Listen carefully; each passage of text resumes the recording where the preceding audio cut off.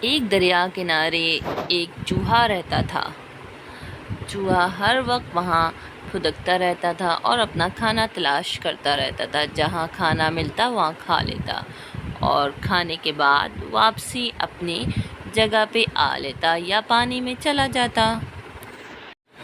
چوہا اپنے اس روٹین کو بہت انجوائے کرتا تھا۔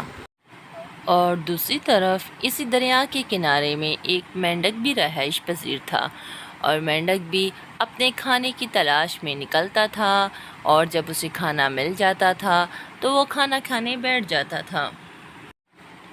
چوہا اور مینڈک بالکل بھی ایک دوسرے کو پسند نہیں کرتے تھے۔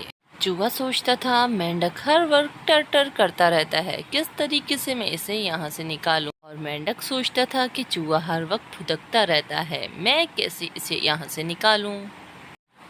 اسی سوچ میں چوہا اور مینڈک ایک دوسرے سے لڑنے لگے، اور یہ تمام منظر اوپر سے گزرتی ہوئی چیل دیکھ رہی تھی۔ چیل نے سوچا یہ اچھا موقع ہے، ان دونوں پر حملہ کیا جائے۔ چوہا اور مینڈک اپنی لڑائی میں گم تھے کہ چیل ان کے اوپر آ گئی اور ان کو جھپٹ سے اٹھا لیا۔